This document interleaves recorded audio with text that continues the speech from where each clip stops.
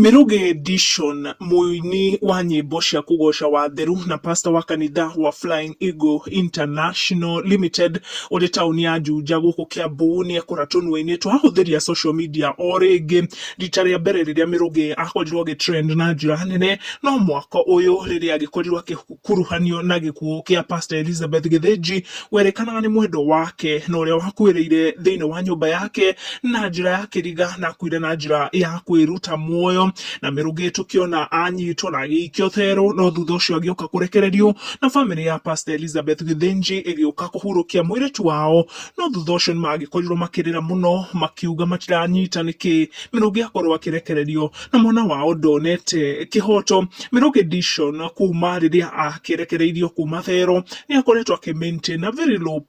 profile ginya ugioka guku social media no ni aragikorirwo akiruta poster akianirira horo wa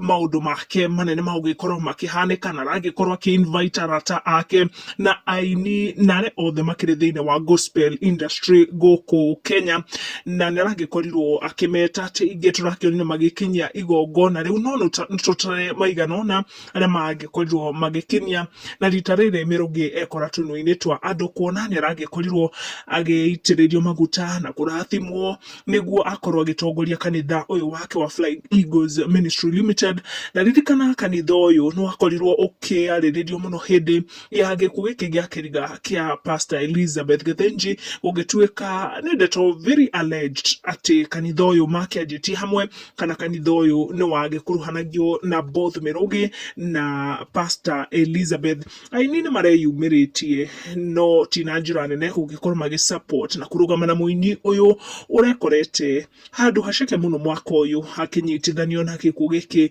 ya Pastor Elizabeth Githinji na ni aronekana guthii na mbere na gukinyukia makinya make woinini na nginyagia wira wigie o pastor kurira agikorirwo agiitiririo maguta na akiamurwo niguo ahote guthii na mbere na gutungata thiini wa kanitha uyu wa Flying Eagles Ministry Limited uria uri tauni-ini ya Juja.